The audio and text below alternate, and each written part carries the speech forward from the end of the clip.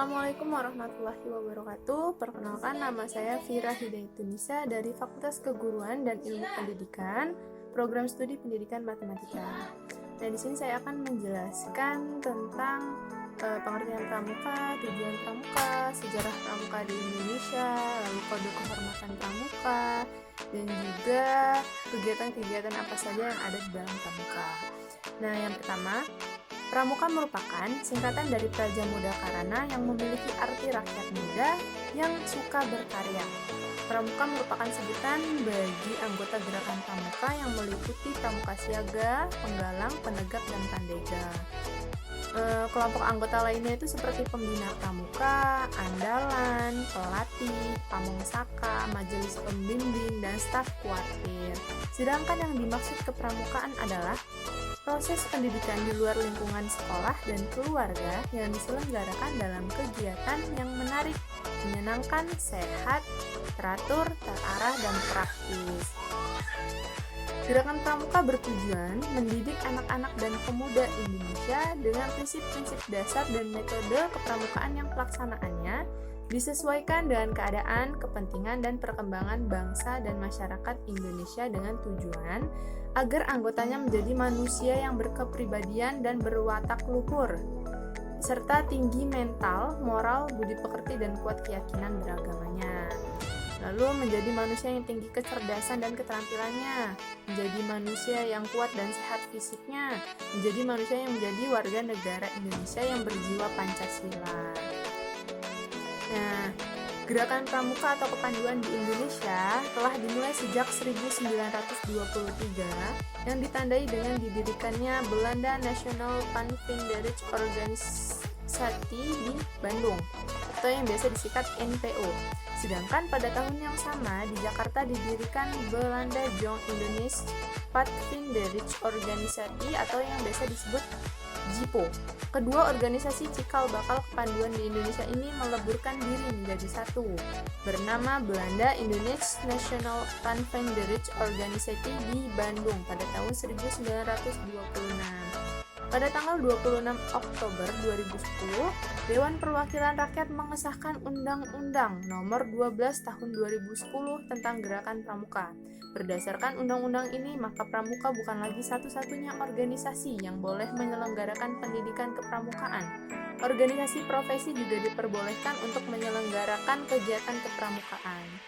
Nah, pada masa Hindia Belanda, kenyataan sejarah menunjukkan bahwa pemuda Indonesia mempunyai saham besar dalam perjuangan kemerdekaan Indonesia, serta ada dan berkembangnya pendidikan kepanduan nasional Indonesia.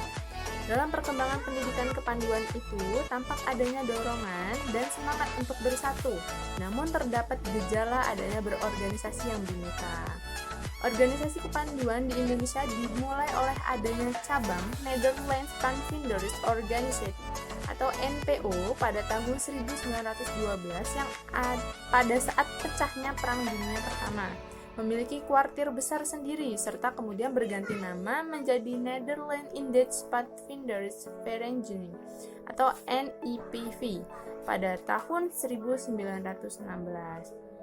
Organisasi kepanduan yang diprakarsai oleh bangsa Indonesia adalah Javans Panvinderij Organisasi, berdiri atas prakarsa SP Mangkunegara 7 pada tahun 1916. Kenyataan bahwa kepanduan itu senapas dengan pergerakan nasional seperti tersebut di atas dapat diperhatikan pada adanya Panvinderij Muhammadiyah yang pada 1920 berganti nama menjadi Hizbul Wathan atau HW. National Panvinderij yang didirikan oleh Budi Utomo, Syarikat Islam mendirikan Syarikat Islam Afdeli Padvinderij yang kemudian diganti menjadi Syarikat Islam Afdeli Pandi dan lebih dikenal dengan SIAP, National Islamic Padvinderij atau NADIP, didirikan oleh Jong Islamitin Bond atau JIB dan Indonesian National Padvinderij Organisasi atau INPO didirikan oleh pemuda Indonesia. Lalu pada masa Perang Dunia Kedua, bala tentara Jepang mengadakan penyerangan dan Belanda meninggalkan Indonesia. Partai dan organisasi rakyat Indonesia termasuk gerakan kepanduan dilarang berdiri. Namun, upaya menyelenggarakan Perkino 2 tetap dilakukan. Bukan hanya itu, semangat kepanduan tetap menyala di dada para anggotanya, karena Pramuka merupakan suatu organisasi yang menjunjung tinggi nilai persatuan. Oleh karena itulah bangsa Jepang tidak mengizinkan Pramuka di Indonesia. Lalu pada masa Republik Indonesia, sebulan sesudah proklamasi kemerdekaan, beberapa tokoh kepanduan berkumpul di Yogyakarta dan bersepakat untuk membentuk Panitia Kesatuan Kepanduan Indonesia sebagai suatu panitia kerja, menunjukkan pembentukan satu wadah organisasi kepanduan untuk seluruh bangsa Indonesia, dan segera mengadakan Kongres Kesatuan Kepanduan Indonesia. Kongres yang dimaksud dilaksanakan pada tanggal 27 sampai 29 Desember 1945 di Surakarta dengan hasil terbentuknya Pandu Rakyat Indonesia. Perkumpulan ini didukung oleh segenap pimpinan dan tokoh serta dikuatkan dengan janji ikatan sakti. Lalu pemerintah RI mengakui sebagai satu-satunya organisasi kepanduan yang ditetapkan dengan keputusan Menteri Pendidikan, Pengajaran dan Kebudayaan nomor 93 bagian A tanggal 1 Februari 1947. Lalu gerakan Pramuka ini lahir pada tahun 1961. Jadi kalau akan menyimak latar belakang lahirnya gerakan Pramuka, orang perlu mengkaji keadaan, kejadian, dan peristiwa pada sekitar tahun 1960. Dari ungkapan yang telah dipaparkan di depan, kita lihat bahwa jumlah perkumpulan kepanduan di Indonesia waktu itu sangat banyak. Jumlah itu tidak sepadan dengan jumlah seluruh anggota perkumpulan itu.